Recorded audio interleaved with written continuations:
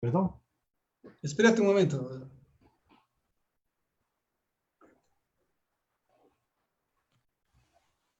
Ahí vamos. Buenas tardes con todos. Es un gusto para el Colegio de Ingenieros en Geología, Minas, Petróleos y Ambiental continuar con estas conferencias.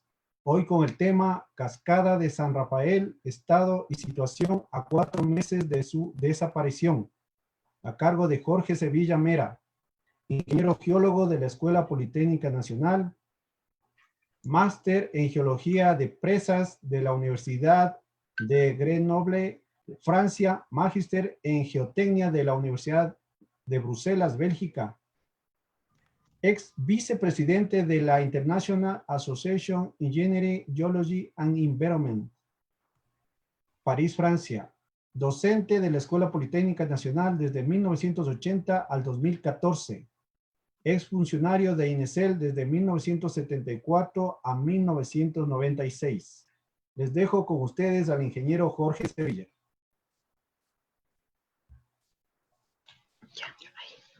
Buenas tardes.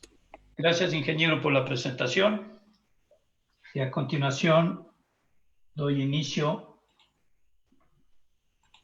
a la presentación. Siguiente, por favor. Ya, espérame un ratito.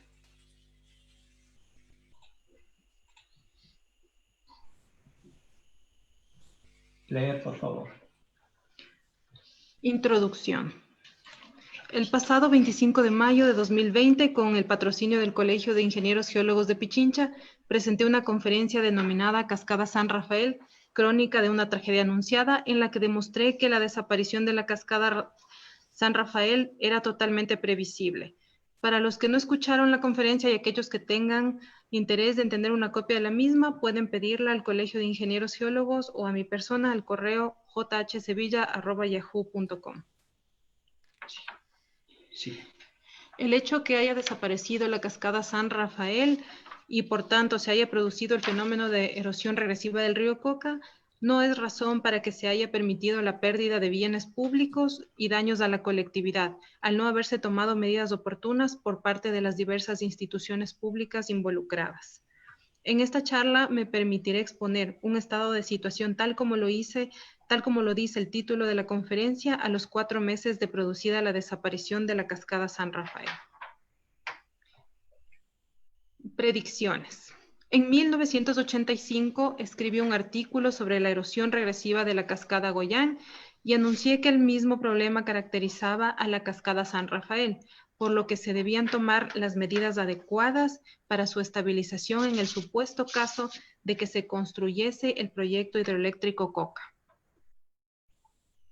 En 1990 escribí otro artículo relacionado con el que anuncié que si la cascada San Rafael desapareciese por cualquier motivo, el proceso erosivo del río Coca avanzaría hasta el sector del río Malo en poco tiempo. A esa época todavía no se había construido ninguna presa. Dichas afirmaciones se basaron en varios hechos concretos. 1. El pequeño espesor del muro de lava. 2. La tasa de erosión longitudinal de la colada de basalto era de aproximadamente 1 metro por año y la tasa vertical medio metro por año, y la existencia de 2 marmitas de gigante. 3. La colada de basalto estaba descansando sobre un material volcánico blando no consolidado.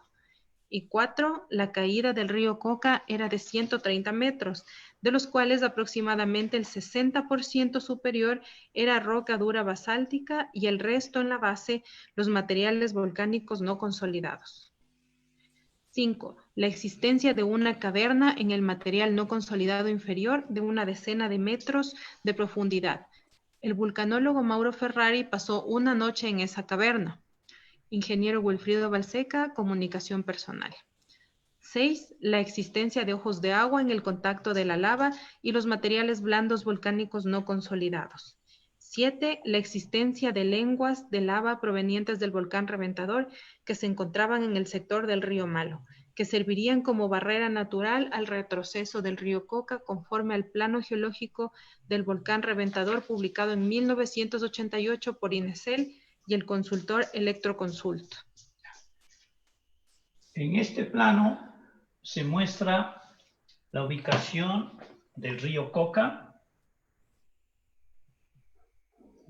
hasta la central, desde la toma que está en la parte inferior izquierda. Está también el túnel de 24 kilómetros y está la representación de los distintos flujos de lava emitidos por el reventador 2, en donde uno de ellos, muy delgadito, se encuentra formando la antigua cascada San Rafael, y hacia el otro extremo del volcán se encuentran los flujos de lava que provienen por el río Malo. Es esa la razón por la que yo anticipé que si hubiese cualquier retroceso, pues como no hay otros flujos de lava intermedios, bueno, en realidad hay uno pequeño aquí en este sector, que es el río Márquez, pero no sabemos si atraviesa los dos lados. Y por eso es que solamente se anticipaba a otro sitio que está en el sitio del río Malo, que es en este sector donde se... A ver, aquí, donde está el cursor. Y ustedes notarán que aguas de arriba, el río está anastomosado, tiene muchos cauces. Siguiente, por favor. Este es otro documento muy útil para la predicción, que es el perfil geológico que hizo la compañía Hydro Service en el año 1976. En este perfil de 220 metros de espesor de sedimentos, se señalan 4 niveles de limos. En esta gráfica, la parte izquierda está sobre la formación Misaguallí, lavas antiguas, andesíticas, y en el lado derecho, en cambio, está un pequeño plutón de grano de horita, que es donde en los dos sitios se han construido las obras. Siguiente, por favor. Leer. 8. La información detallada de 220 metros de sedimentos fluvio-lacustres que se encuentran formando una amplia terraza en el sector de los ríos Quijos y Salado que forman el río Coca. 8.1. En esos 220 metros de depósitos lagunares se encuentran 4 niveles de limos que requerían un ambiente de quietud para su depositación, el cual fue un lago. 8.2. Tales niveles se encontraban a las cotas 1134 metros sobre el nivel del mar, 1210, 1238 y 1307 metros sobre el nivel del mar. Tales niveles debieron haberse depositado debido a la existencia de barreras naturales con cotas superiores a dichos valores. ¿Eso qué quiere decir? Que, por ejemplo, el nivel a la 1134 debe haberse originado por una barrera natural aguas abajo. Ese es el pequeño flujo de lava. Anterior, por favor. ¿Es la anterior? Ese es el pequeño flujo de lava que está a la 1160. Por tanto, si acá en este sector está a la 1134, es evidente que una pared en este sector de la cascada tiene que haber producido esos sedimentos.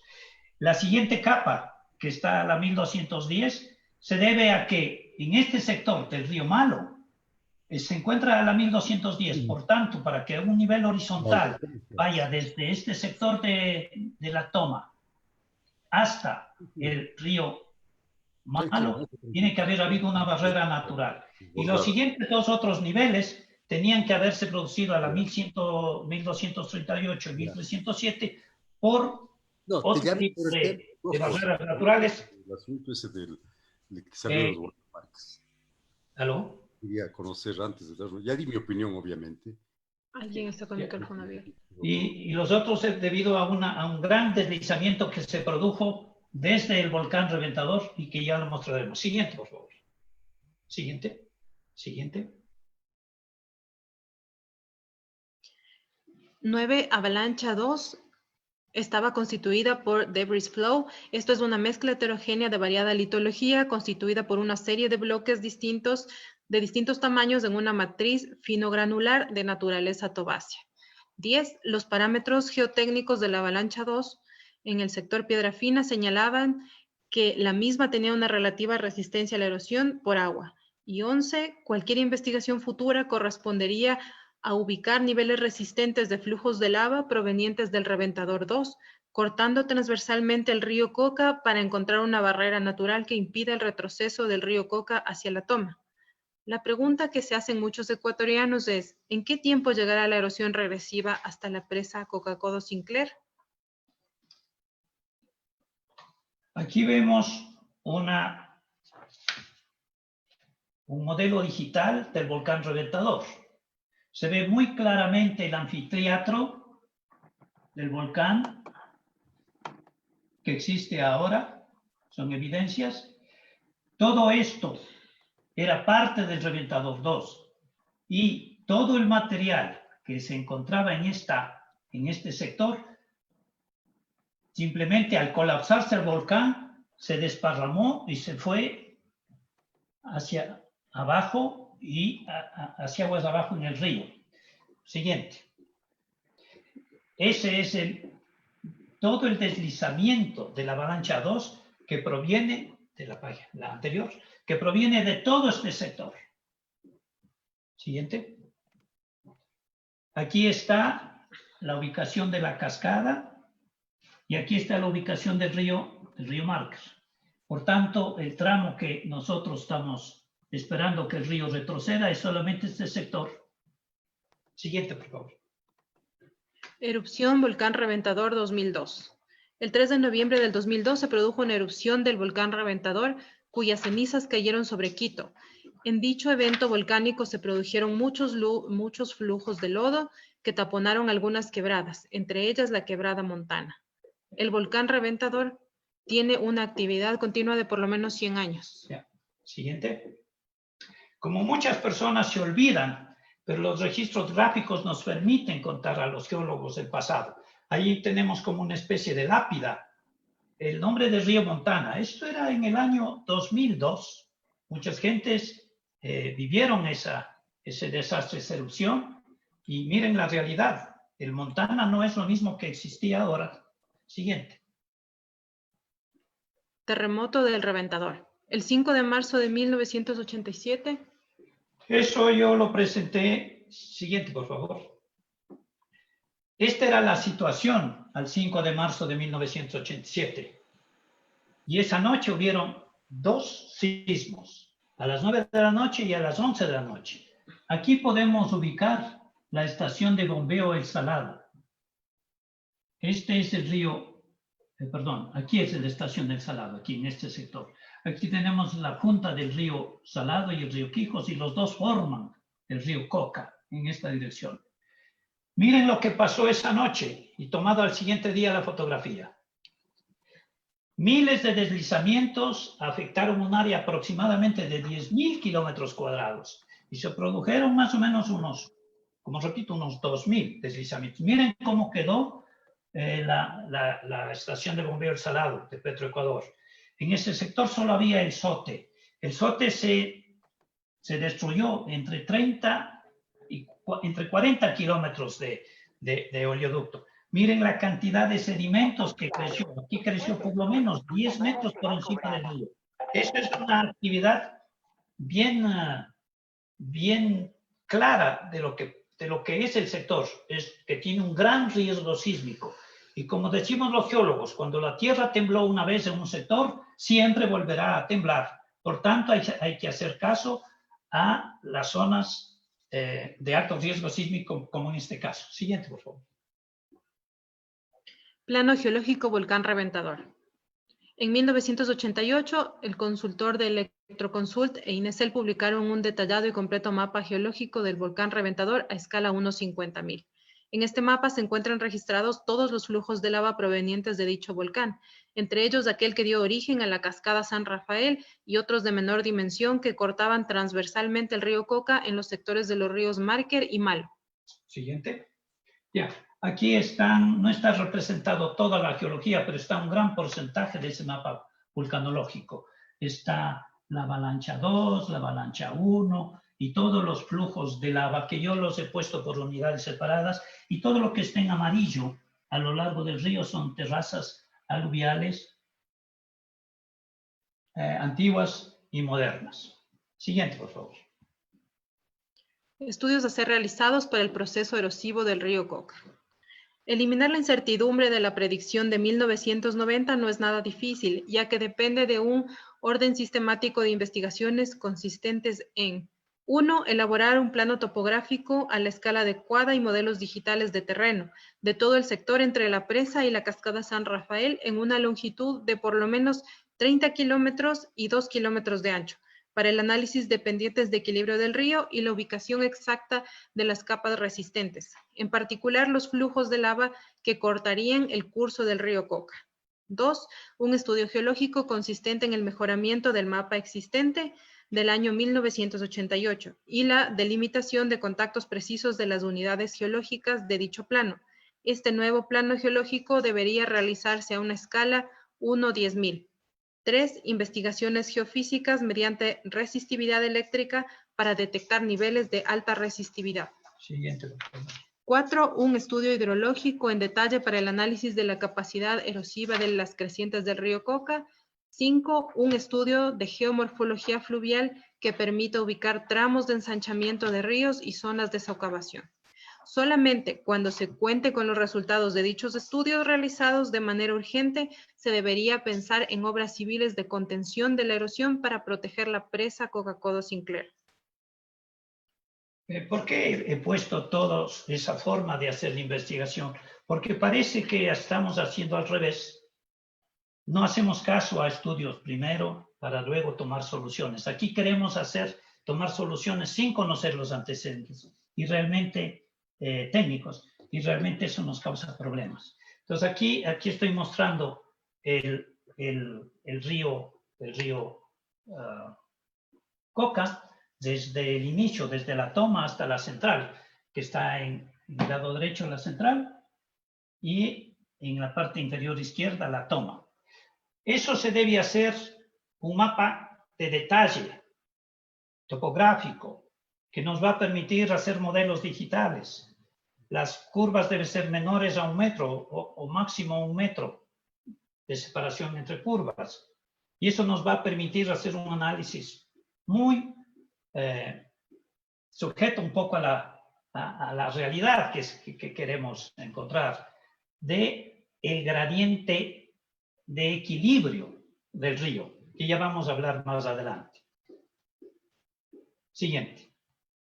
¿Qué es lo que, regresemos por favor, qué es lo que vamos a hacer aquí? Vamos a hacer una topografía, un plano, una topografía especial, no tan especial porque ya desde hace 20 años es costumbre en el mundo hacer la topografía LIDAR. ¿Qué es la topografía LIDAR? Siguiente, por favor.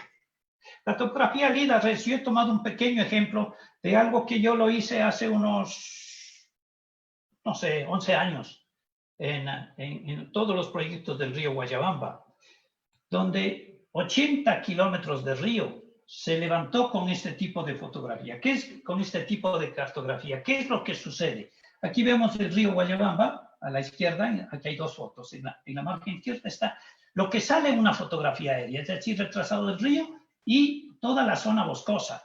Y en esta zona boscosa se hace la geología, se hacen los estudios, se hacen las perforaciones, etcétera, etcétera. Lo que pretendemos hacer con cartografía LIDAR es lo que se ve en la página, en la fotografía del lado derecho. Es decir, eliminar la vegetación. Eso se logra con unos sensores que se ponen en un dron o en un helicóptero. Bueno, en realidad, en el caso de hidroequinoccio lo hicimos con helicóptero. Esos 80 kilómetros por unos 500 metros de ancho hasta 1 kilómetro de ancho. Pero miren el resultado. Nosotros podemos ver la topografía real del subsuelo. Para el geólogo va a ser muy sencillo ver las terrazas que nosotros observamos ahí, en este sector. Vemos, nos facilita la interpretación y nosotros podemos hacer todo lo que queramos y hacer el levantamiento geológico de una manera pero muy rápida. Con el sistema antiguo, con vegetación, simplemente no lo podemos hacer, nos demoramos mucho. En cambio, a pesar de tener esto, podemos usar LIDAR, quitamos la vegetación, hay software para hacerlo y no hay problema. En costos esto fue hecho, no sé, algo así como 6.000 a 8.000 hectáreas. Se hizo a $40 por hectárea. Para la época, no no debe haberse gastado más allá de $160.000 por 8.000 hectáreas. Todo con este tipo de topografía. El gobierno anterior, si puedo dar números, hizo la aplicación, gastó mucho dinero en este tipo de cartografía.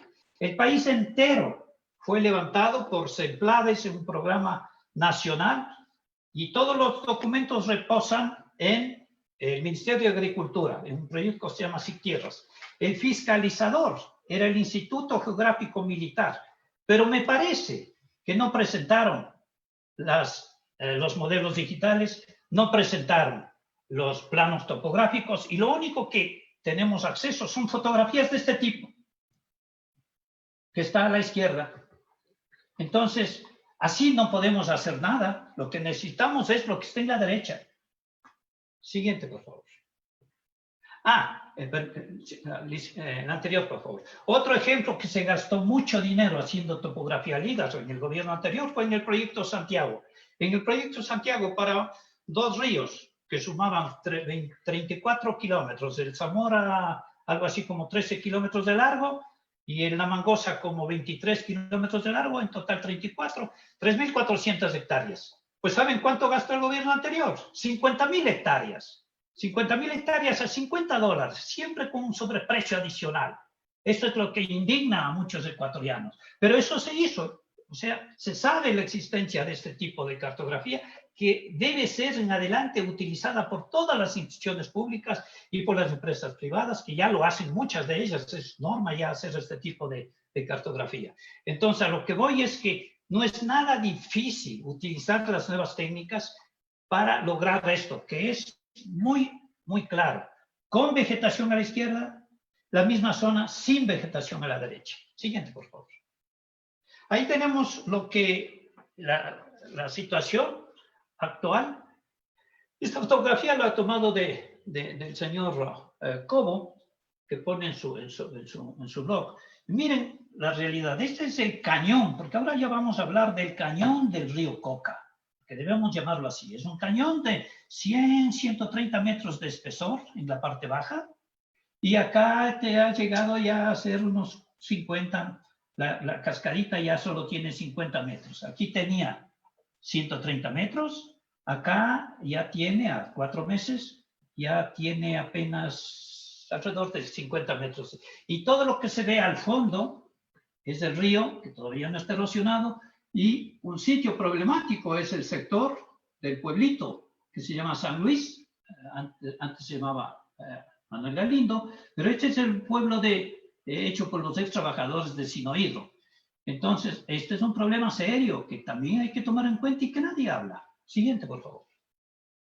Acciones emprendidas por la ciudadanía y la prensa. 1. El 2 y 3 de febrero de 2020 son turistas quienes a través de redes sociales informan de la desaparición de la cascada. 2. 3 de febrero de 2020. El diario El Universo informa al país la desaparición de la cascada San Rafael y muestra varios videos que circulan en redes sociales. 3. 4 de febrero de 2020. Diario El Comercio informa al país de la desaparición de la cascada San Rafael. 4. El 4 de febrero de 2020, el geólogo Alfredo Carrasco y otros señalan que la desaparición de la cascada es un fenómeno natural y alertan que la erosión regresiva del río Coca afectará la infraestructura existente aguas arriba de la cascada, carretera, oleoductos y presa Coca-Cola Sinclair.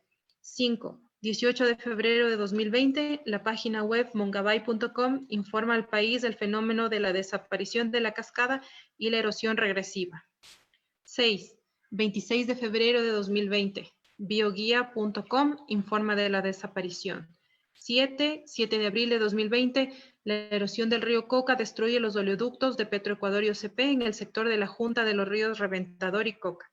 8. Entre el 2 de febrero de 2020 y el 7 de abril de 2020, ninguna institución pública realizó acción alguna para proteger la infraestructura existente. 9. 12 de abril de 2020. Diego Andrade publica en planet.com cronología del proceso erosivo, mediante 18 imágenes satelitales desde junio de 2019 hasta marzo de 2020. En las imágenes satelitales desde el 5 de febrero hasta el 23 de marzo de 2020 se observa muy claramente el destructivo avance de la erosión retrocedente del río Coca. 10 18 de abril de 2020, Emilio Cobo en su blog señala que la desaparición de la cascada sería debido a la construcción de la presa Coca-Cola Sinclair. Ya. La anterior, por favor. ¿Por qué he dicho esta decena u 11 evidencias? El problema estaba conocido, anunciado, demostraba la preocupación de la ciudadanía, es decir, todas las personas en este país que estaban interesados en el tema sabían de la existencia de este problema, pero no, esa es la palabra, pero no. Las acciones públicas recién se preocuparon de tomar medidas una vez que se destruyó el oleoducto. Por eso es que en una lámina anterior le dije que no hay derecho a que se haya permitido la destrucción del oleoducto y sobre todo la contaminación ambiental por derrame de petróleo a lo largo del río Coca y el río Napo. Siguiente, por favor. Esto es lo que anuncia a diario El Comercio. Quien quiera puede entrar al Comercio y ver los videos que allí se muestran. Siguiente, por favor. Aquí hay otra imagen del diario El Comercio del 4 de febrero. Ahí se ve una nueva cascada detrás de la cascada San Rafael. Pues está clarísimo. 4 de febrero. Siguiente, por favor. ¿Pero qué hacen las instituciones públicas? Leamos, por favor. Solo ocurridas las roturas de los oleoductos y en forma tardía, Petroecuador, OCP, SELEC y el Ministerio de Obras Públicas emiten boletines de prensa informando sobre el proceso erosivo del río Coca. El 8 de abril del 2020, Petroecuador anuncia medidas de contingencia. 3. 8 de abril de 2020, OCP Ecuador emite un boletín de prensa donde indica que el día martes 7 de abril del 2020 se detectó una erosión en el cauce del río Coca que desencadenó esta madrugada la ruptura de la tubería de los OCP. Este bombeo de crudo suspendió a las... ¿Cómo es posible entender que este boletín de prensa diga el 8 de abril, que el día anterior, el 7, se han dado cuenta de que había una erosión regresiva? Tuvieron 65 días antes que ya lo sabían. ¿Qué quiere decir esto? Simplemente un desconocimiento o un quemeimportismo, que sus obras estaban bien realizadas, que no tenían ningún problema y que no pasaba absolutamente nada. Entonces, esto sí le da cierta responsabilidad a las instituciones que, teniendo la obligación de velar por esa infraestructura, no lo hicieron a su debido tiempo. Naturalmente, una vez roto el oleoducto, pues les tocó gastar en algo que no debían gastar y sobre todo haber evitado la contaminación ambiental, que tampoco se le ha dado mucha importancia por el derrame de petróleo. Siguiente, por favor. Ahora, ¿qué hizo SELEC? Veamos. 1. El 2 de febrero de 2020 se produjo la desaparición de la cascada San Rafael. 11 días después, el 13 de febrero de 2020, 4 funcionarios de SELEC emiten un informe sobre el proceso erosivo del río Coca. En una de sus conclusiones se lee textualmente. Escuchen, por favor, lo que dice textualmente. Por la distancia de la central Coca-Cola Sinclair a la cascada de San Rafael, no amerita planes de contingencia derivados del retroceso de la cascada. ¿Qué quiere decir eso? ¿Que no había peligro? Es verdad, probablemente no había peligro para la presa, pero para las obras que están relacionadas, como por ejemplo la carretera, sí tenía que haberse tomado la alerta respectiva para ello. Sigamos. 2. El 19 de abril de 2020, SELEC elaboró un nuevo informe señalando la necesidad de declaratoria de emergencia para la protección de sus obras. 3. El 10 de mayo de 2020, SELEC decreta estado de emergencia por 60 días y contrata 3 consultorías, topografía y geología, geofísica y modelo conceptual de soluciones, entregables en 50 días, 20 días y 30 días respectivamente. 4. El 11 de junio de 2020, el gerente de SELEC señala en un conversatorio del Colegio de Ingenieros Civiles de Pichincha que el acceso a dicha información será pública. Esto, lo último, por ejemplo, es de aplaudirlo.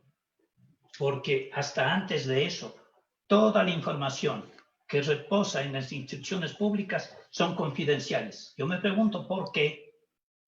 Hay una gran cantidad de investigadores, ingenieros, etcétera, que están preocupados del tema y pueden aportar. Y solamente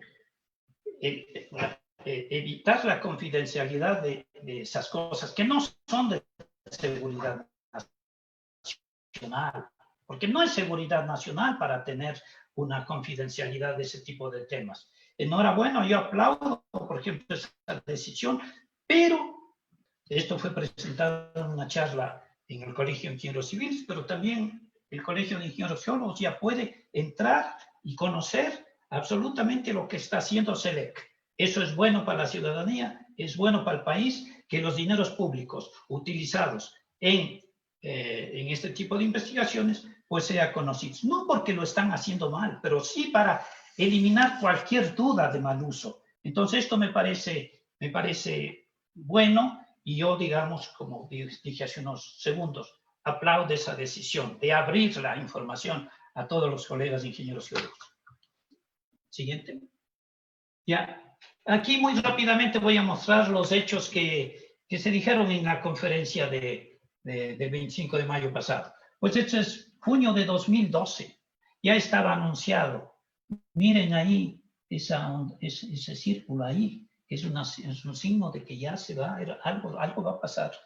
Junio de 2012, 8 años antes. Siguiente. Aquí son dos fotos de septiembre de 2013 y diciembre de 2013, donde se ve lo mismo. Es decir, ya hay evidencias que anuncian a las instituciones que algo está pasando. Si hubieran hecho una actualización de estudios en el proyecto Coca-Cola Sinclair, se hubiera descubierto esto, porque hicieron esa construcción sin actualizar estudios. Esa construcción la hicieron con estudios de hace 22 años atrás, y en 22 años atrás la ingeniería cambia, el conocimiento geológico cambia. La geología de hoy tiene un cierto rango de incertidumbre, y después de 10 años será mejorada, y después de 10 años mejor todavía. Y en este caso, la información que se tenía para la construcción de ese proyecto fue atrasada con los medios que se tenía en el año 76, inicio de los 80. Absolutamente bastante lejos de la realidad actual. Siguiente. Bueno, aquí tenemos, es una foto, es una colaboración del ingeniero Carrasco, y ahí se mostraba, aquí no se ve tan bien en esto, pero se logra ver unos ojos de agua por debajo de la caverna. Siguiente, por favor. Aquí está lo que decía el señor Andrade cuando ponía a disposición una de las 18 imágenes satelitales desde 25 de junio del 2019 hasta el 23 de marzo del 2020. Y que mostraba, esto es antes, porque esto es una imagen satelital del año 2020, 28 de enero, todavía no se iba a la cascada. 3 días después se iba a ir a la cascada, 4 días después. Siguiente. Observación. El salto de agua por encima del flujo de lava desapareció, no por la rotura del muro de lava, sino por erosión subterránea en los sedimentos volcánicos ubicados debajo del muro de lava. Siguiente. Informe.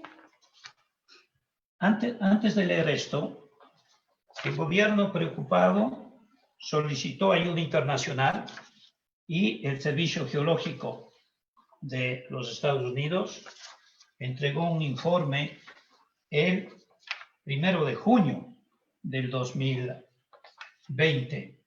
Es decir, cuando ya estaba a 4 meses de la desaparición. Veamos lo que dice este informe. El 1 de junio del 2020, el USGS presentó al gobierno del Ecuador el informe de asistencia técnica USGS Preliminary Geologic Hazards Assessment, elaborado por 5 especialistas en geología, vulcanología, teledetección, hidráulica fluvial, deslizamientos e hidrología. El informe señala que es preliminar, y que adolece de incertidumbre por la falta de datos básicos. Presta mucha atención a las nuevas pendientes de equilibrio del río Coca y concluye que una pendiente inferior al 10.6 metros por kilómetro tendría consecuencias en la presa del proyecto Coca-Cola Sinclair. El informe ubica 4 nick points en los kilómetros 6, 10, 12 y 16 kilómetros aguas de arriba de la cascada San Rafael, en donde deben esperarse material resistente a la erosión del río. El informe solicita prestar atención al pueblo Manuel Galindo y, de ser el caso, ser notificado del riesgo. USGS recomendaciones. En su primera parte, esas conclusiones, pues no puede hacer mucho porque utilizan imágenes satelitales con resolución de 30 metros. Y 30 metros no es exactitud. Por eso ellos solicitan que se hagan modelos digitales y que se compre, que se adquiera cercanos a la realidad. Veamos cuáles son las recomendaciones. El informe recomienda los siguientes aspectos básicos. 1. Adquisición de imágenes satelitales con resolución inferior a 1 metro, elaboración de equilibrio del río y evaluación de información de meandros y socavación. 4. Estudios de estabilización de las laderas del río, entre otros. ¿Sí? Otras investigaciones. En el informe del US anterior, por favor. En el informe del US Geological Survey se dice cosas que ustedes ya lo han visto que existe, que ya se lo ha hecho y es un sistema normal de estudio, pero completo. Ahí se nota que hay 5 especialidades para hacer esto. Tiene que ser completo, sin dejar de nada al azar. Con este esquema, pues, ha habido intereses de muchas otras instituciones, entre ellas, una de ellas dentro de otras, Escuela Politécnica Nacional, que está haciendo una investigación con todas las dificultades económicas que tienen los presupuestos de las universidades, apoyado con el Departamento de Geomorfología. Siguiente, por favor. Apoyado con el Departamento de Geomorfología de la Universidad de Lovaina de Bélgica. Todavía no se cuenta con resultados. Desgraciadamente. Siguiente. Aquí muestra, esta es una imagen proporcionada por este estudio de ESPE Universidad de Lovaina, donde muestra un modelo digital donde está el volcán y digamos los meandros, que es una parte fundamental del comportamiento de un río en el proceso de sedimentación y lo que puede pasar al regreso. Naturalmente, este modelo utiliza imágenes con resolución de 30 metros. Es decir, desde el punto académico es muy bueno, pero ya desde el punto de vista práctico no es así. En base de esto estiman que la erosión del río Coca alcanzará el sitio de toma aproximadamente en 1000 días. Por lo menos eso lo dijo una de sus expertos. Siguiente, por favor. Resultados de la investigación 5 de mayo y 2 de junio 2020. Ahora me voy a referir a lo que, desde mi punto de vista personal, en aporte al conocimiento de este país y de este problema, he realizado. Por favor. Investigaciones realizadas por el ingeniero Sevilla para el proceso erosivo del río Coca. Ante la inexistencia de estudios de la erosión que hubiese impedido la rotura de los oleoductos del 7 de abril del 2020, y considerando A, una velocidad de erosión de 0.75 kilómetros por mes, B, una distancia entre la cascada y la presa de 19.4 kilómetros, C, una pendiente desde la base de la cascada hasta la presa de 10.8 metros por kilómetro, D, una litología uniforme a lo largo del cauce, lo cual no es real, y E, la erosión llegaría a la presa en 24 meses aproximadamente. Considerando todas esas premisas, el ingeniero Sevilla planificó una serie de actividades para una investigación personal.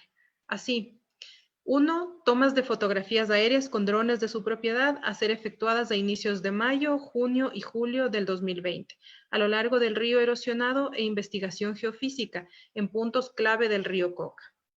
2. El 6 de mayo de 2020 se elaboró una ortofoto, un modelo digital y un plano topográfico a escala 1000, 400 metros de aguas abajo de la cascada y 3 kilómetros de aguas arriba de la misma. Presentación de resultados en la charla SIGMIP del 25 de mayo de 2020.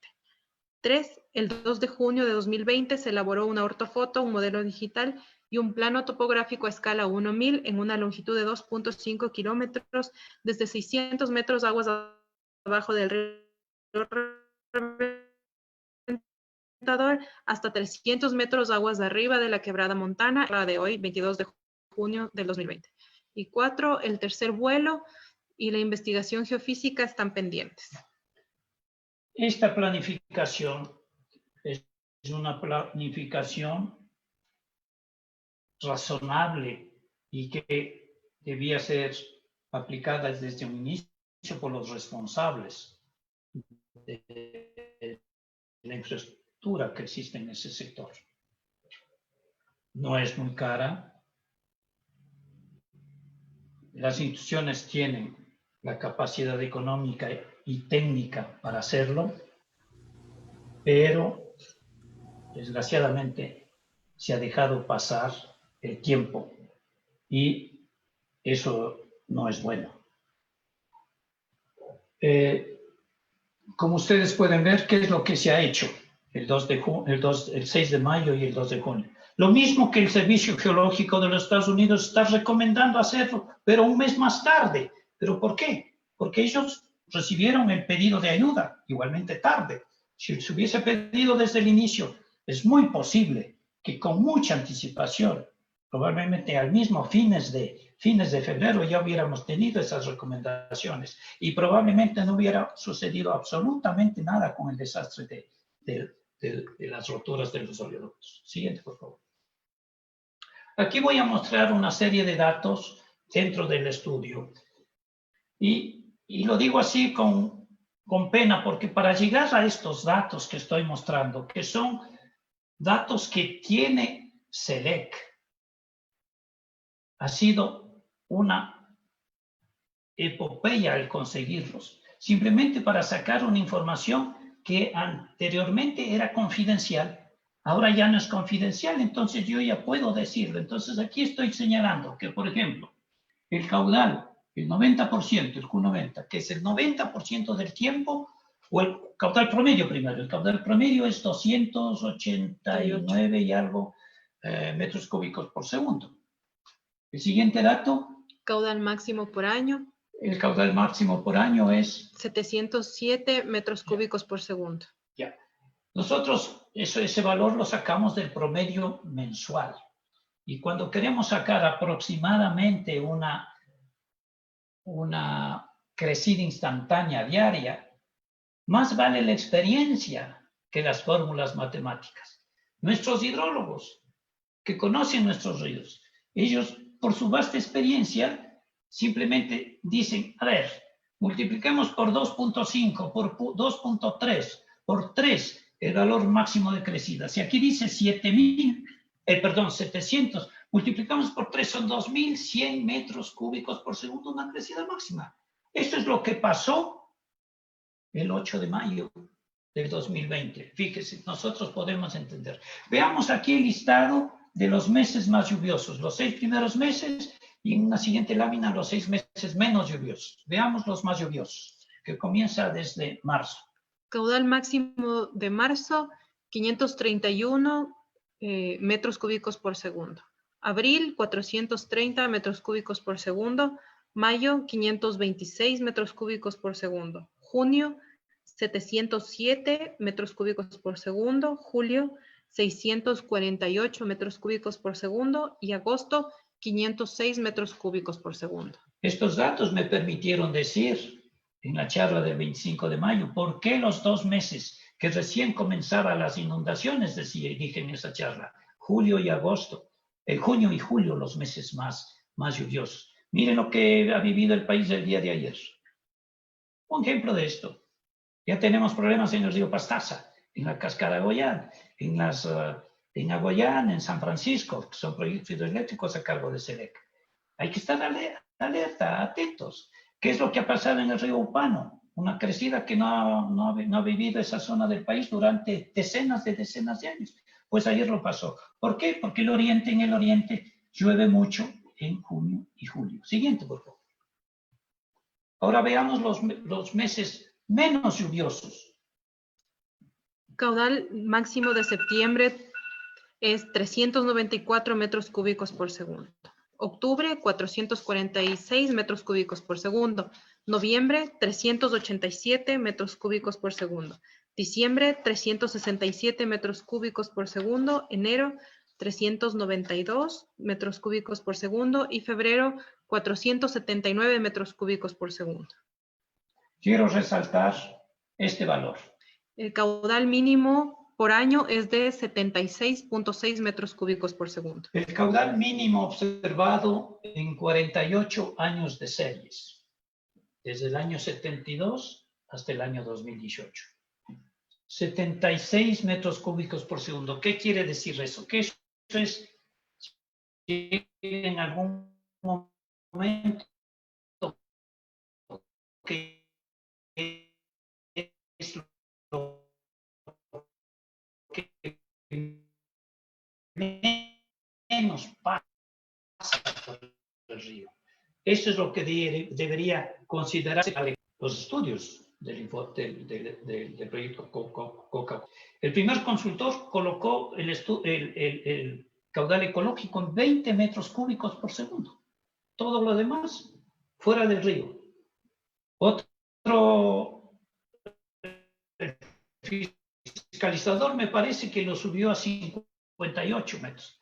Yo quisiera saber si realmente cuál es el caudal ecológico que está pasando por el río Coca en ese sector.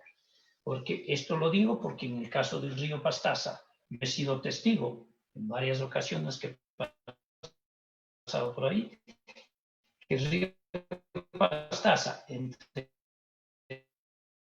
la toma del proyecto Aguayaki y la central, que queda a 2.5 kilómetros aguas abajo, a veces no hay absolutamente ni un metro cúbico. Entonces, eso también hay que saber cuál es el caudal ecológico que es una razón de ser, de que todos los ríos tienen vida por el agua que llevan en sus cauces, para los peces, para las aves, para la vida acuática, etcétera, etcétera. Siguiente. Este es el documento que en su conjunto incluye la ortofoto desde 400 metros aguas abajo de la cascada, tal vez un poco más. Aquí está la cascada, hasta aquí, digamos, ubiquemos el río Montana para referencia en el centro de la fotografía, y aquí tengo un par de kilómetros hasta el final, sitios que todavía el río no ha erosionado. Al momento, al 6 de mayo estaba en este sector la cascada, ahora el 6 de junio estaba más, ya vamos a verlo en detalle más luego, pero más o menos por el sector. Y el río va a comenzar el retroceso, aguas arriba. Aquí se va a topar con la quebrada del Engaño y después con el río Márquez. Entonces ahí sabremos realmente si la masa de lava que está en ese sector se continúa por el otro lado. Y por fin podríamos encontrar un knee point, es decir, un punto resistente. Y yo tengo mis dudas, porque no tenemos un informe geológico en detalle, que es responsabilidad de nuestro Servicio Geológico Nacional. Nuestro Servicio Geológico Nacional es una oficina del Estado que nació por los años 60 con una obligación a hacer los mapas geológicos de este país, a escala unos 100.000, unos 50.000, unos 25.000. Pero veamos cuántos planos geológicos 1 a 50.000 existen. ¿Cuántos planos geológicos 1 a 100.000 existen? ¿Cuántos planos 1 a 25.000 existen? La función del Servicio Geológico Nacional es hacer mapas geológicos. Esa es su función, no es ninguna otra. Es hacer mapas geológicos para el servicio de los interesados. Y es una de las pocas uno de los pocos temas es uno de los pocos temas que no es rentable, por tanto tiene que estar en manos del Estado. Eso jamás se puede entregar al sector privado porque no es rentable. Si se hace un plano geológico de cualquier escala, comprarán 1.000, 2.000, la centésima parte se recaudará de lo que realmente cuesta hacer esa página geológica. Entonces, esto ya debía haber hecho el Servicio Geológico Nacional, la geología en detalle de este sector. Tengo entendido que comenzaron a hacerlo, pero no hay resultados todavía. Eso debían haberlo hecho desde hace muchísimo tiempo atrás. Desgraciadamente, aquí el Servicio Geológico Nacional no es bien entendido. En los Estados Unidos el Servicio Geológico tiene casi 200 años. Aquí se hizo un servicio geológico en los años 60. El primer mapa geológico del Ecuador lo hizo el señor Walter Sauer en el año 69, es el primer mapa a 1 millón que tiene el país. Y ahí era el Servicio Nacional de Geología. Y después, en los 50 años que hemos vivido, el Servicio Nacional de Geología se pasó a llamar INEMIN, Instituto Nacional de Minería. Después no gustó ese nombre y se pasó a llamar CODIGEM, Corporación de Desarrollo Metalúrgico y Minero o algo parecido. Ahora parece que se llama algún otro nombre lo pusieron anteriormente y lo hicieron Ministerio de Minería. Y ahora se llama algo así como Instituto Geológico Energético. ¿Dónde está el Servicio Geológico Nacional? Llámese IG, lo que sea, pero haga los planos geológicos. Este sector, todo el sector de los reventadores ya debía haberse hecho. Y si no lo han hecho, es tiempo de hacerlo. Siguiente, por favor.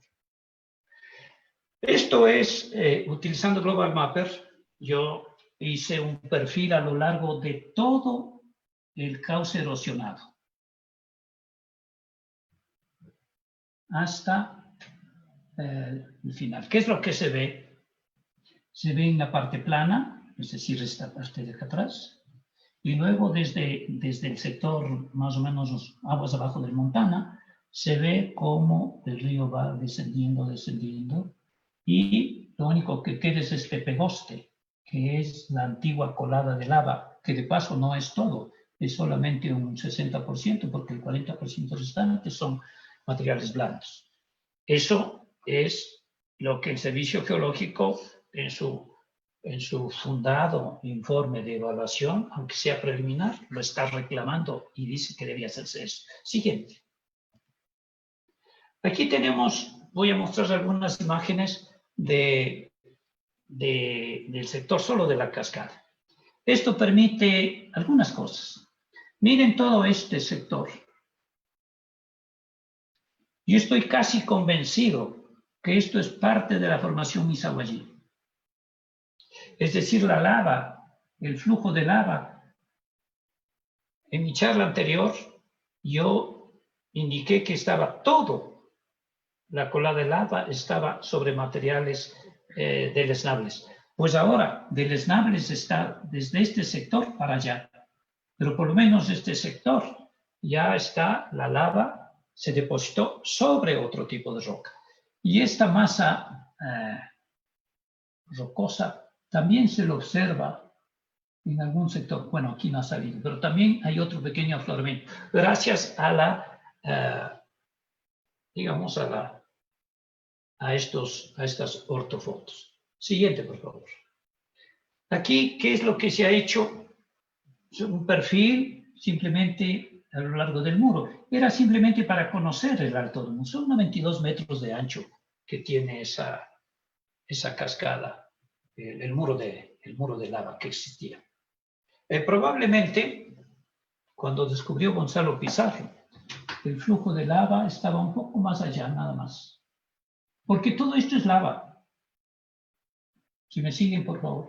Todo esto es lava. Lava.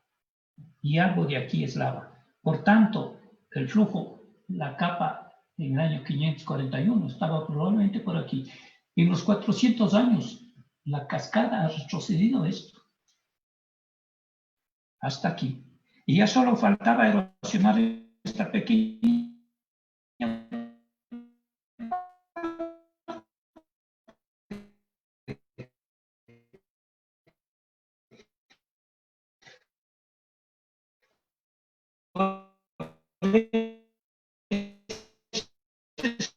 que yo manifesté en mi charla del 25 de mayo pasado en el colegio, de que va desde este sector donde el ángulo, donde el río hace un ángulo de 90 grados. En este sector está la desembocadura del río Reventador y la quebrada Walter.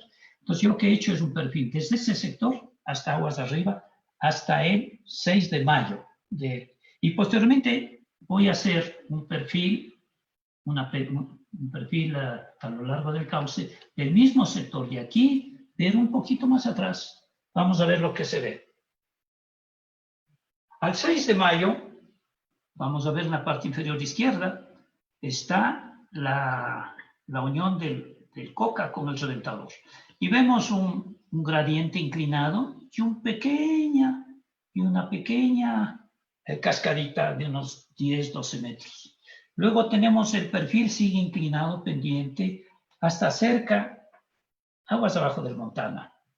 Y al 6 de mayo teníamos una altura de cascadita de aproximadamente 35 metros. 35 metros. Y el resto, pues, aguas arriba no erosionado.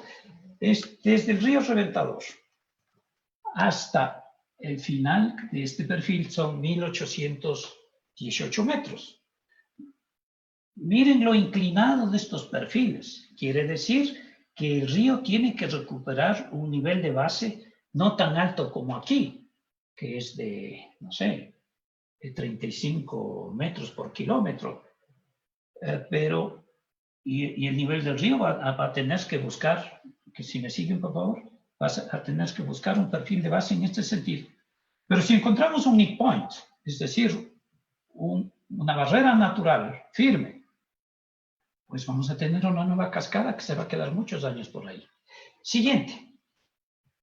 Pero veamos qué pasa al 6 de junio. En un mes, desde el río Reventador, en una distancia de unos 300 metros. 300 metros, ya tenemos una pendiente ligeramente plana y una cascadita de aproximadamente 30 metros. 30 metros. Ya no eran los 10, ahora es 30 metros. Luego tenemos una pendiente bastante plana.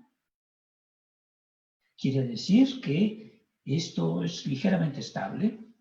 Y aquí tenemos una nueva cascadita, pasado ya aguas arriba del Montana, de aproximadamente 47 metros. 47 metros de altura. Y naturalmente vemos que el perfil aguas arriba es inclinado, no es horizontal. Quiere decir que esto está erosionándose. Y ya voy a mostrar después de 6 días, porque esto fue hecho el 6. Al 16 de junio, después de 10 días, vemos que hay una nueva cascadita pendida por aquí, y esto ya ha disminuido de tamaño, pero entonces hay una serie de cascaditas que está retrocediendo para atrás. Para atrás, por favor. Veamos cómo avanza a la derecha. La siguiente. Otra vesita. Veamos cómo avanza esta cascadita. Siguiente. Miren, avanza la cascada. En apenas 30 días, veamos, retroceda, por favor. En 30 días ha ido de aquí hasta este sector. Siguiente, por favor. Entonces ya podemos tener con datos, podemos tener alguna idea más apegada a la verdad, a la realidad. Pero esto que tiene que ser hecho con urgencia, rápido, yo lo hago desde un punto de vista investigativo, con muy pocas herramientas, etcétera. Pero las instituciones que manejan esto, Petroecuador, OCP, CDE, carambas, tienen suficientes recursos. El Ministerio de Obras Públicas. ¿Qué hace el Ministerio de Gestión de Riesgos? Porque tiene carácter de ministerio. ¿Qué? Parece que no tiene idea de lo que significa este riesgo. Siguiente, por favor. Aquí vamos a ver una vista aguas arriba, como el río ha excavado por debajo y se va aguas abajo. Siguiente, vamos a pasar rápido esto. Aquí en cambio tenemos una vista desde aguas abajo. Aquí teníamos la cascada y esto es aguas abajo, todo esto es lavas. Todo esto es, aquí queda la cascadita El Oso, que va a reemplazar a la cascadita San Rafael. Pero yo lo que quiero resaltar es esto. La cascada San Rafael tenía 2 saltos. Schwamberg era un geógrafo suizo contratado por el Ministerio de Agricultura en el 68. Él sobrevoló este sector en helicóptero en el año 68. Y en su informe dice que el río excava un cauce de apenas entre 2 metros de ancho y 6 metros de ancho. Eso lo vamos a ver en una siguiente. Y un primer salto, el agua cae en este salto de agua y luego cae a otro salto de agua, es decir, a otro huequito por aquí, y de ahí salta el agua para acá. Como ven, a la fecha presente, esto ya no existe. El segundo salto desapareció en el año 2015. Alguien debe tener un registro fotográfico de esto. El Ministerio del Ambiente, que es dueño de la cascada, que maneja el Parque Nacional Cayambe-Coca, debe saber de todo esto. Para eso tienen registros, para eso manejan y dan permisos, etc.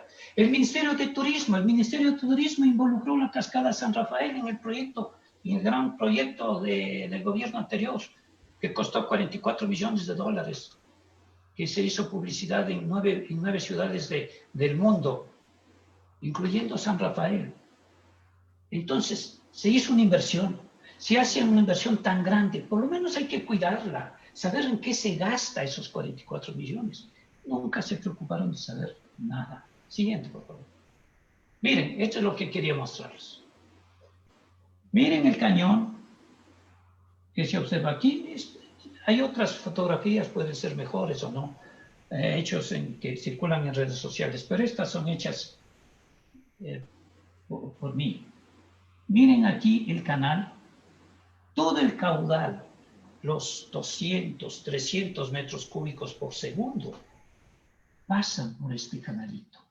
Según Schwamberg, era entre 2 y 6. Sí, yo lo he medido ahora, tiene 8 metros. 8 metros y 10 metros de profundidad, 15 metros de profundidad. Es decir, es el caudal, todo el caudal pasa por este angosto ensanchamiento. Es decir, hay una incisión vertical. Poco a poco el río hubiera excavado más y más. Era cuestión de tiempo, simplemente que llegue a los sedimentos aguas abajo y se destruya la cascada. Tal como se ve, bueno, no lo he puesto aquí, pero en mi charla anterior mostré el puente histórico. El puente histórico es un sitio donde el río Coca No, pero sí le vio. Aquí que tiene más de casi 250 metros, se reduce apenas a un ancho de 12 metros. Ahí hay un puente. Le hubiéramos estado otra vez regresando de acceso, que es lo que... Alguien tiene el micrófono abierto. Ya, si podría apagar el micrófono, le agradecería. Ya. Pero lo que quiero resaltar es el primer salto de agua. Miren, esto es una marmita de gigante. Una marmita de gigante se forma en rocas duras, por remolino de las aguas con minerales duros o rocas duras, por lo menos de la misma consistencia, y esto quiere decir que es un hoyo vertical, fácilmente de 20 metros. El siguiente salto era acá, había acá, ya no existe, miren, todo eso se desapareció. Entonces, había suficientes evidencias para saber que esto iba a desaparecer. Aquí estaría, digamos, las rocas de la formación Misahuachi. Siguiente, por favor. Esto merece un cierto interés en esta charla. Miren, yo he resaltado con líneas rojas toda la zona que está achurada. Esto es hasta el 6 de mayo de 2020. Eso es lo que se excavó hasta el 6 de mayo de 2020. Miren, si esto mide de aquí hasta este otro extremo, mide 400 metros. Si esto mide 200, era muy fácil predecir, poner 200, dibujar simplemente desde el río, 200 metros acá. Y se podía saber que estaba en el borde de los oleoductos. Era fácil entender que esto se iba a destruir. No se necesita ser mago para llegar a esa conclusión. Ahora, en esta diapositiva yo he puesto con una línea roja lo que va a pasar un mes más tarde. Hasta más arriba. Y por el otro lado igual.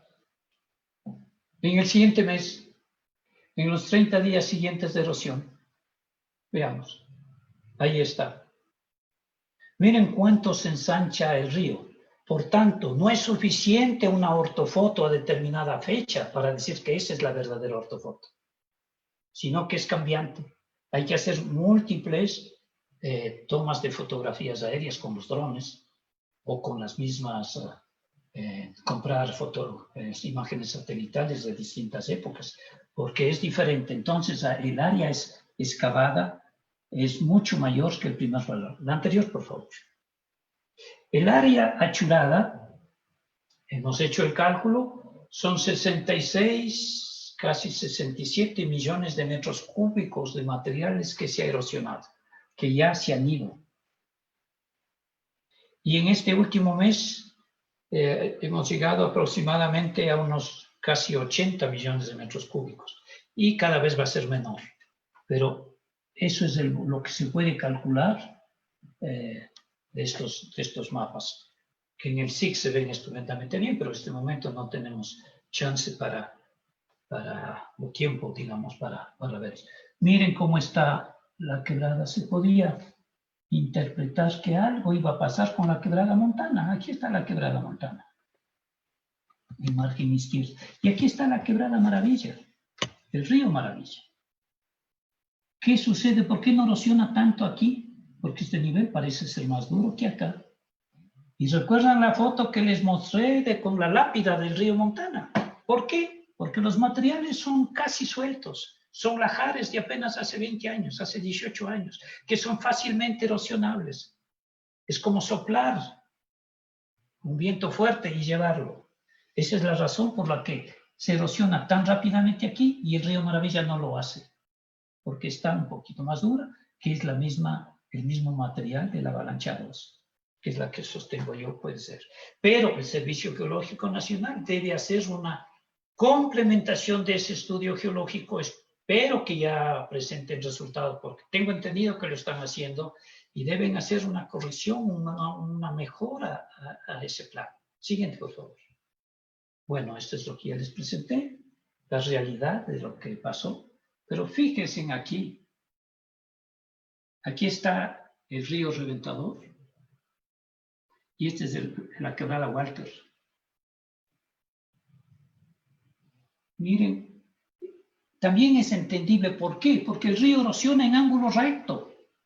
Por tanto, erosionar justo en el ángulo va a ser muy diferente que erosionar en una parte con 0 grados. Aquí está 90, aquí está 0 grados. Entonces, es evidente que los esfuerzos, la erosión va a ser mucho más grave en el ángulo. Eso es predecible, eso no es ninguna ciencia. Es un poco de sentido común. Siguiente, por favor.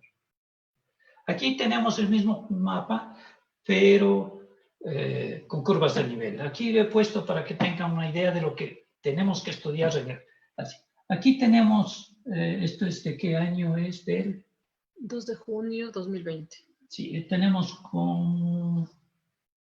aquí está la quebrada Montana, el río, la presa está a la derecha y el río Reventador a la izquierda. Entonces aquí podemos hacer los perfiles que les mostré justamente con las curvas de nivel a lo largo del cauce de este río, que actualmente más o menos la cascada actual, porque a 6 de mayo está aquí, ustedes ven las curvas de nivel muy cerradas. Esta es la cascadita de 47 metros. Ahora la cascadita está un poquito más arriba, unos 200 metros más o menos. Y todavía falta erosionar esto. Y aquí tenemos este río. Vamos a ver cómo se comporta este río. Vamos a ver qué. Y aquí tenemos la carretera. Fíjense, tan cerca del río. Está tan cerca. ahí hay pocos metros. Entonces, decir que por la distancia de la cascada a la presa no hay ningún problema, como dice uno de los informes de SELEC, pero carambas, ¿y esta vía no es una obra importante para el proyecto hidroeléctrico? ¿No es la única vía de acceso para ir a la casa de máquinas? Todos los días los obreros y los directivos y el personal de SELEC pasa por esta carretera. ¿Es que siempre estará aquí? Siguiente, por favor. Aquí simplemente es una ampliación para mostrar cómo afectó, digamos, la vecindad del río y cómo se iba acercando. Y fue noticia de muchos días cómo la erosión se iba por el río Montana, aquí. Pero ya sabemos la historia. Lajares. Aquí, más abajo está el río Maravilla. No le pasa nada. Aquí los lajares. Vean la lápida del río Montana. Es una foto del propio Petroecuador. Entonces, es evidente, si se conoce un poco la cuestión geológica, saber por qué razón se fue tan rápido. Siguiente, por favor. Este es una foto que vuelvo a repetir, es el ángulo. Es el ángulo en 90 grados. Pero esta, ¿por qué lo pongo? Porque aquí están los vestigios del cauce anterior. Por aquí venía el río Coca antiguo. Aquí está el límite del río y la vegetación. Y al frente está acá. Esto era el ancho del río. Si nosotros ubicamos un ancho hasta este sector, en condiciones normales, por aquí queda el oleoducto. Si en condiciones normales llegaba el cauce hasta acá, es evidente que con la erosión lateral, este lado, y en este ángulo, iba a causar los daños que causó. Por tanto, me ratifico que era predecible. Siguiente. Aquí quiero mostrar lo que se podría hacer con la cartografía LIDAR. Aquí tenemos el mismo río, el río Reventador está en azul, la quebrada Walter está en azul, este es el río que viene desde Aguas desde la cascada y gira a mano izquierda para irse a la toma, y todo esto está con vegetación. Si yo tuviera una cartografía LIDAR, que depende de un sensor especial, que emite rayos láser, igual que lo que usamos los geólogos en nuestros trabajos de campo, un telémetro o distanciómetro de bolsillo. Nosotros podemos ver, podemos medir las distancias tranquilamente. Pero digo, si yo tuviera una topografía LIDAR, yo podría ubicar las capas de lava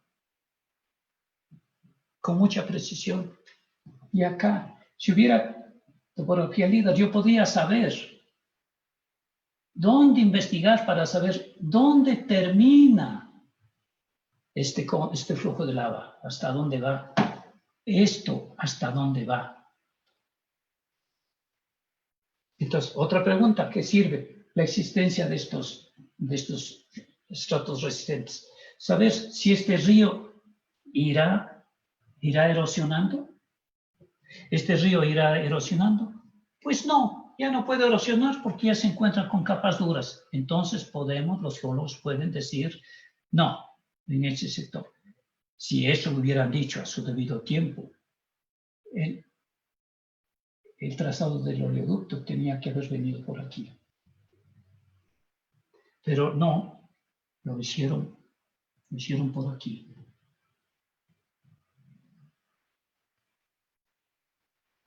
Si hubieran tenido un conocimiento más detallado de la geología, claro, a la época no se sabía, es cierto, pero posteriormente se puede haber tenido la cartografía adecuada, especial por el momento. Ya no vivimos en el pasado, ya vivimos con nuevas tecnologías, nuevos métodos que nos han facilitado la vida. Es más fácil conocer la geología. Siguiente, por favor. Esta es la última foto actual, al 16 de 2012.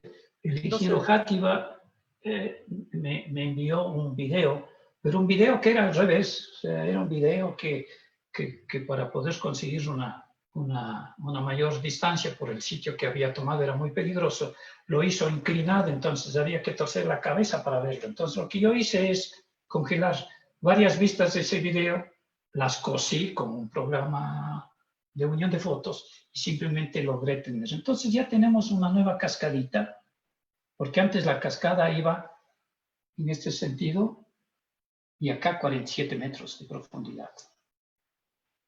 Ahora ya tenemos varios saltos, un salto, dos saltos, y probablemente se está formando ya otro saltito por aquí, que después, naturalmente todo será. Siguiente, por favor. Aquí hay una mancha, no, aquí hay una mancha media verduzca, es para hacer referencia a la siguiente, que está más o menos aquí. Entonces yo igualmente lo he cosido esas partes de ese video, y es para mostrar, porque mi charla era solamente hasta el 6 hasta el 2 de junio, pero enhorabuena que tengo un poquito más de información y el tipo de materiales que está erosionando. Siguiente. Esto es para mostrar la situación actual, que la cascadita actualmente estaría en este sector, porque antes estaba aquí, al 2 de junio. Ahora probablemente está por aquí. Y falta erosionar todo esto. Aquí está el río El Engaño, va a ser el primer, ojalá no nos engañe, y esto va a seguir. Siguiente. Esto es el islote, este sirve para, aquí está el río. Es que tenemos que prestar atención a este río y después del río Márquez. Siguiente. Entonces, Video. me permito, si usted, ingeniero Maruri, me permite unos minutitos para poner un video. ¿Es posible? Adelante, ingeniero. Ya, gracias. Entonces quiero poner, creo que estoy en el tiempo, ¿no? Sí, bueno, sí nos pasamos un poco, pero Ya. interesante está la conferencia. Entonces, pongamos, por favor, el video 1. Ya, se está abriendo. ¿Qué pasó? Ya. Se está abriendo. Este es un video que comienza aguas abajo de la cascada San Rafael. Espera un ratito, todavía no está. Todavía no está cargado. Ay, no sé qué pasa. Antes lo hicimos, lo ponemos en pantalla y luego hacemos clic en pantalla. Ya. Ahí ya. Ya. Este es para mostrar lo que se puede hacer con los drones. Paremos ahí, por favor. Miren, ¿podemos parar? Sí, está. Miren el ancho del aluvial que no estuvieron antes. Estos son aluviales de parte de los 67 millones o de los 80 millones de metros cúbicos que ya desembocaron. Miren la altura de los sedimentos. Antes la cueva esta estaba muchos metros más abajo, por lo menos unos 10, 15 metros abajo. Entonces aquí la terraza ha subido como 15 metros de alto. Entonces ya solo tenemos ese huequito, ese túnel ahí. Esta es la cascada El Oso, que está acá, que cae en todo este montículo de basalto, que es una herradura de basalto así. Entonces la erosión va por el centro. Ya, sigamos por favor.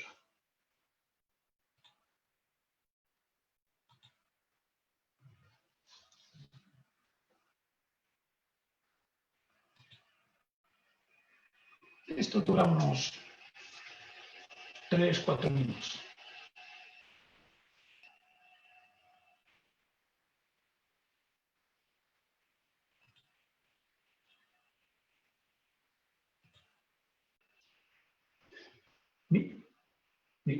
No necesitamos, este es un recurso, no hay mal que por bien no venga.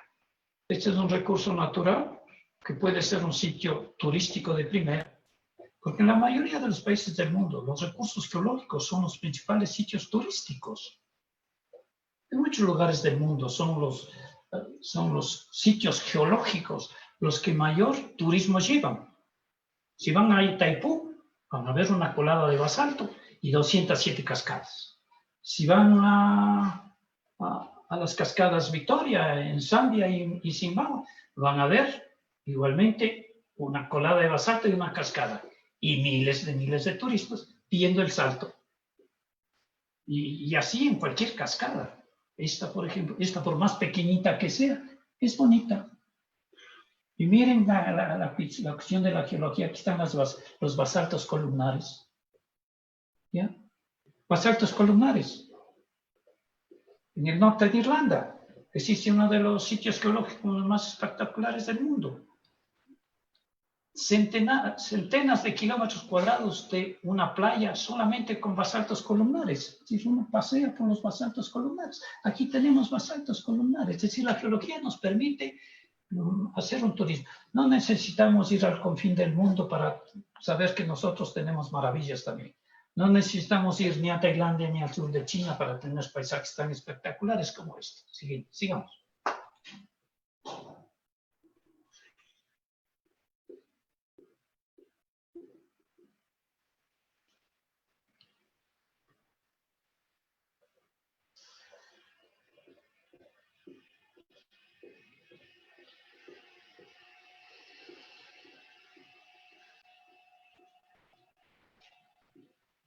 Entonces, sigue más. Sí, está. ¿Qué pasó? Se está trabando un poco. Ahí está. Ya se está pasando, apenas en 7 segundos, se pasa ese pequeño túnel y estamos yendo casi a ras del agua. ¿Para qué? Para ver la geología. Paremos, por favor. Con este tipo de drones nosotros podemos ir casi a nivel del río y mirar al un lado y mirar al otro lado y hacer una columna estratigráfica de primera, ubicar los bloques, hacer una medición y descubrir si existe capas, etcétera, etcétera, o si es todo heterogéneo, etcétera, etcétera. Sí, sigamos.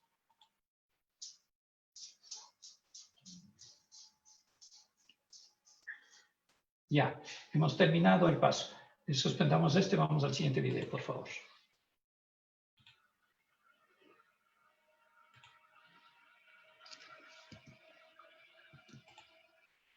¿Ya se terminó? Falta. No, falta un poquito, pero... Un poquito, digamos que se termine entonces. Ya. Espérame, Ya. tengo que salir de aquí, ya. Siguiente. Ahora el siguiente. Un ratito.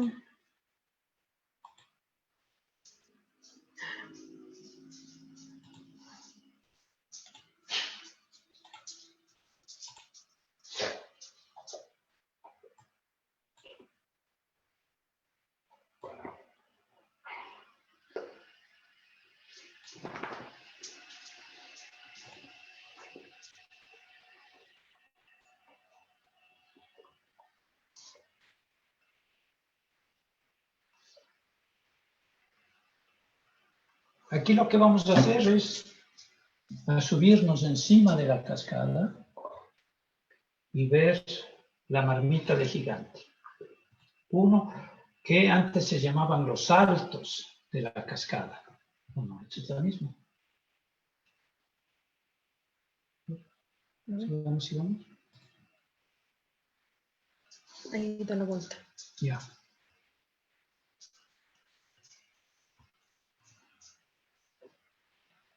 Es para ver el flujo de lava de la cascada del oso. Está dándose una vuelta para mirar aguas abajo antes de la entrada. Sigamos. Es para mostrar la terraza aluvial 15 metros por encima o 20 metros por encima del nivel anterior.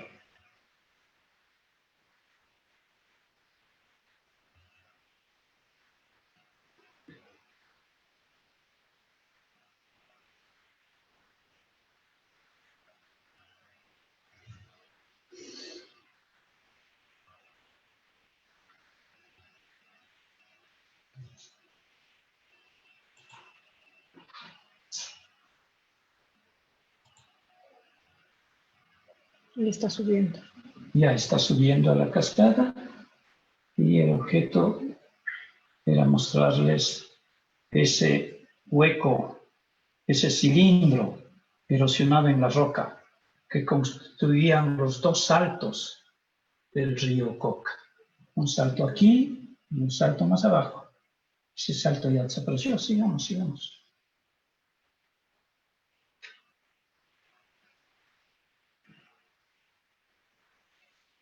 Entonces, el objeto de este video era justamente mostrarle una evidencia de por qué el río Coca hacía un primer salto. Pero paremos ahí, por favor. Vemos que el río Coca entra por un canal muy angostito, se cae en este círculo. Esto medido tiene 30 metros de diámetro. Sí, es un hueco enorme. Y lo mismo era el otro. Siguiente.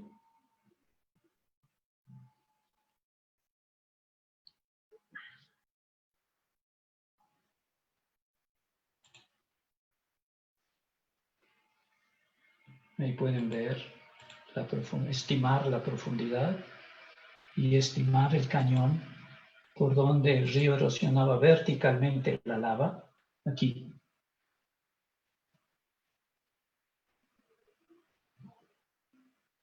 Y estaba erosionando en forma vertical.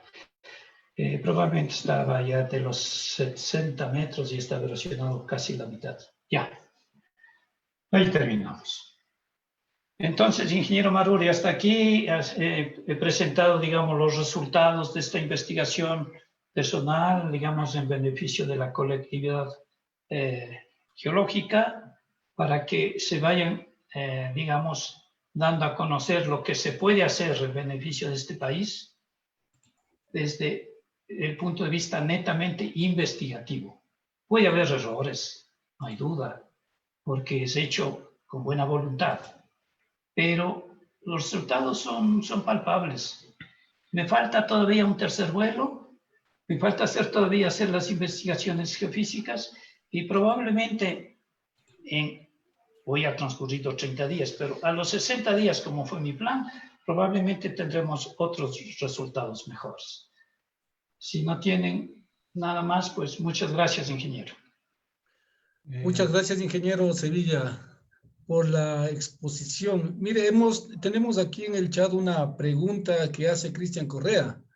Dice, ¿qué método de exploración geofísica es recomendable dadas las condiciones morfológicas y geológicas del lugar? Métodos sísmicos, eléctricos, electromagnéticos, otros. A ver, dentro de la investigación geofísica todos tienen un objetivo. Cada uno de los métodos es para cumplir y levantar cierta incertidumbre. En el caso de sísmica de refracción, por ejemplo, es para conocer la dureza de materiales a través de las velocidades sísmicas. Entonces, pero una de las limitaciones del método de sísmica de refracción es que, desgraciadamente, el método exige que conforme se vaya profundizando, la velocidad tiene que ser mayor. De lo contrario, las ondas sísmicas se reflejan en el primer nivel resistente y si más abajo no existe una capa más dura, pues no se la puede medir. Entonces, en este caso, si es que tenemos niveles por debajo de cierto nivel duro, por debajo tenemos material blando, el método de sísmica de refracción no nos sirve. Pero sí podemos utilizar, y con buena, como yo lo digo, tomografías eléctricas, tal como se hace en nuestro cerebro, cortes a distintas profundidades, dependiendo del método, requiere tiempo y esfuerzos. Y ahora las técnicas son mucho más fáciles de llevar a cabo. Y podemos hacer 200 metros por día, por ejemplo.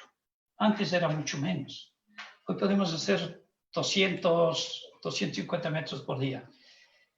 Yo recomendaría ese sistema para hacerlo.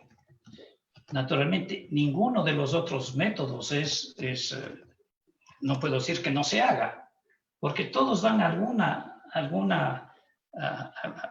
dato adicional. Y aquí lo que se trata es de encontrar nuevos datos. Pero cuando se tiene poco, cuando los recursos son escasos, hay que atinarle al método de investigación. Porque si yo tuviera dinero, hago los 6 tipos de investigación que pueda. Cuando no se tiene dinero, cuando los recursos son escasos, hay que buscar cuál es el que mejor nos daría. Eso en cuestión geofísica. En la parte geológica, por ejemplo, ¿qué haría yo para la investigación geológica? Investigar el cauce del río va a ser muy difícil porque tiene agua. No podemos saber 100 metros de ancho lleno de agua. No sé qué se puede hacer. Yo solicitaría un informe de informe ambiental de qué pasaría si yo seco el río Coca, durante 2 horas, por ejemplo. Máximo 3 horas. Yo tendría todo el cauce del río Coca seco. Y tomaría fotografías aéreas de todos los 20 kilómetros o 30 kilómetros o los que sea necesario, estando el río totalmente seco. Y yo podría saber de una manera muy concreta el gradiente de equilibrio del río actual. Y sabría si tiene sitios duros, no duros, etcétera, etcétera. Ahora, ¿cómo secarlo el río? Bueno, en la toma hay estructuras que permiten el paso del agua. Si yo cierro las compuertas, por ejemplo, en épocas de estiaje, que sea pocos metros cúbicos por segundo, ya hemos visto que en estiaje no va más allá de 100, 120, 130 metros. El 90%, del tiempo pasa a 130 metros cúbicos por segundo. Es decir, de los 12 meses, 11 meses pasa no menos de 130 metros cúbicos. Entonces busquemos el mejor mes, sea septiembre, octubre, noviembre, diciembre, enero, alguno de los meses más secos. Todavía tenemos tiempo y podríamos secar el río. Y ustedes me pueden decir, esa es una idea absurda de secar el río. Es cuestión de cerrar una compuerta y ver si el estudio ambiental me permite qué pasa, qué afectación hago secando el río 3 horas. Porque el río se demoraría, si yo cierro el caudal en la toma, 130 metros cúbicos por segundo. Cierro todo. Y la última volumen de agua, si es que fuera a 2 metros por segundo, se va a demorar por lo menos 2 horas y media hasta llegar a la cascada. Entonces, 2 horas y media yo voy a tener seco. Entonces, ahí habría varios equipos de geólogos que hagan lo que sea de hacer. Varios equipos, porque uno solo no lo puede hacer en 2 horas. Un geólogo que camina 4 kilómetros por hora, en 2 horas caminaría 8. Que utilicen la cuarta parte de eso. Tienen 2 horas para trabajar y sacar resultados. Listo, ingeniero. Las investigaciones son creativas, no son, pero así, establecidos por un manual. Yo recuerdo haber hecho eso en el año 81. Yo trabajaba en el Plan Maestro de Electrificación, donde estudiamos 1.500 sitios. Y ahí suspendimos el tráfico por tren desde Ibarra hasta San Lorenzo, porque necesitábamos estudiar 5 sitios de presa en el río Mira. Y lo cerramos, contratamos el tren y durante 8 horas no hicimos daño a nadie, pero tuvimos la información adecuada en el momento preciso. Igual pienso yo aquí, si estaría en mis manos. Naturalmente, pues, es cuestión de discutirlo. Y para la respuesta concreta, pues, yo les recomiendo los métodos eléctricos. Muy amable, ingeniero Sevilla, por su gran presentación. En este momento damos paso a Ramiro Marure, presidente del colegio. En nombre del Colegio de Ingenieros de Geología, Minas, Petróleos y Ambiental, le damos las gracias, ingeniero Sevilla, por su excelente conferencia y a todos ustedes por su participación. Les esperamos para el día de mañana al primer foro de consultores ambientales individuales. Buenas tardes. Gracias, ingeniero.